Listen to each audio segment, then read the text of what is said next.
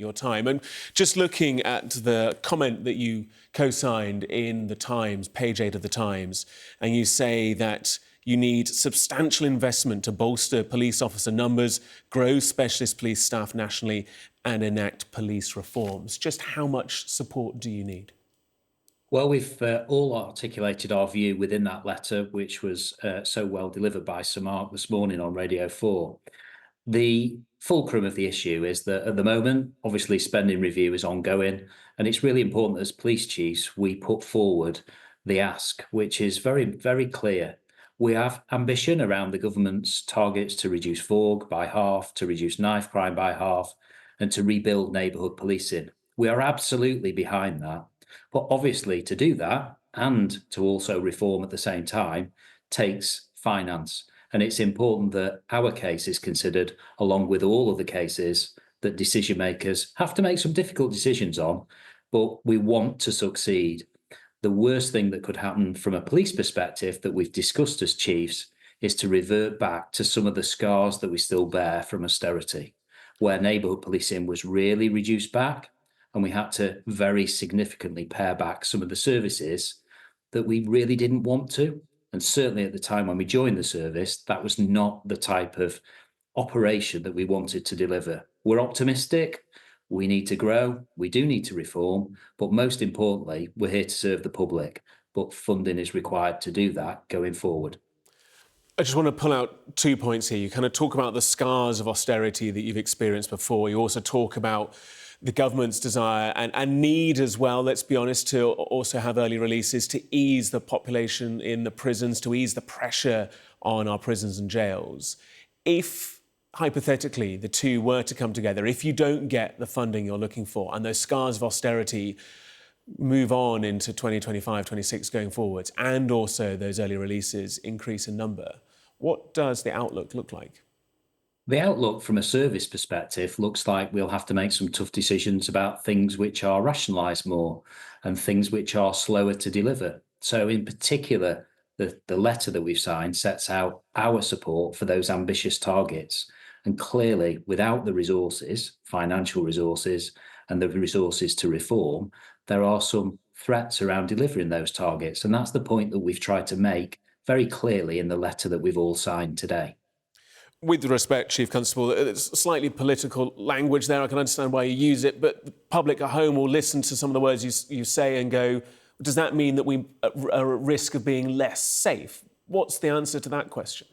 Certainly, no cop joins the police service to make anybody less safe. Our fundamental role is to protect the public, which we will do. But some of the services that we deliver and some of the times for responding to things will clearly have to extend if we don't have the resources to do the job. And that's just a basic mathematical and business decision. And that was certainly what we did during austerity, when the numbers of neighbourhood police officers were reduced.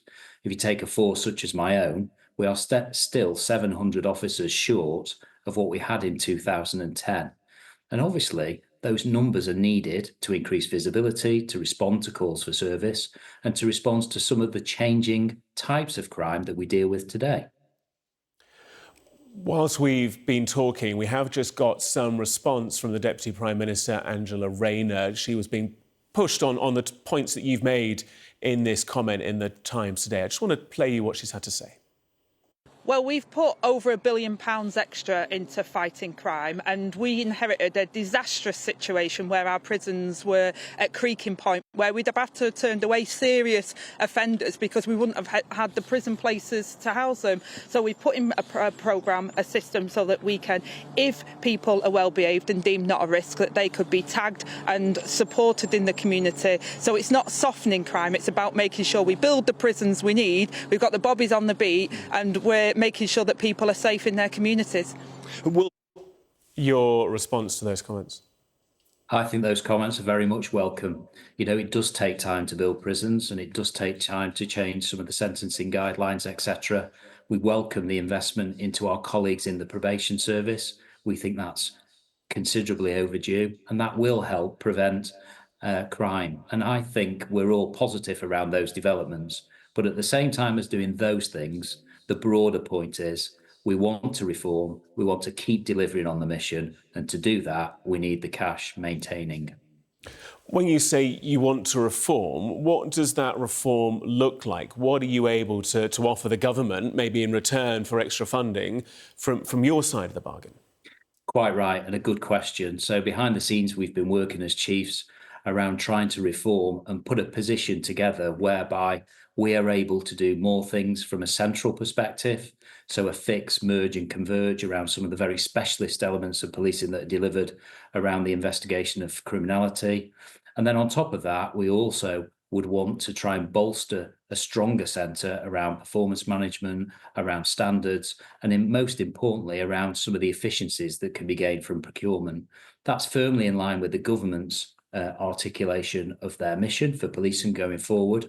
But most importantly, we want to contribute to that halving of org, halving of knife crime, and rebuilding neighbourhood policing. And that third thing is very, very important to lots of people that we all speak to as chief constables and that will be listening to your programme today. Chief Constable, just while I have you, it's pertinent that we're having this conversation whilst there is obviously a very national event that happened over the course of the bank holiday weekend, the situation in Liverpool. We heard from Merseyside Police that they are being supported in those investigations and inquiries by other forces. Is your force doing so? And if so, to what degree are you providing support? Well, all police forces help out when there is an emergency in a particular local area, and all the chiefs come together quite well to be able to support that, as we did last year during the summer disorders. Certainly, the resources that are available to Chief Constable of Merseyside will have been made available across the whole of the country to try and make sure that we surge any resource required to get to the bottom of what's happened there and to support Merseyside Police.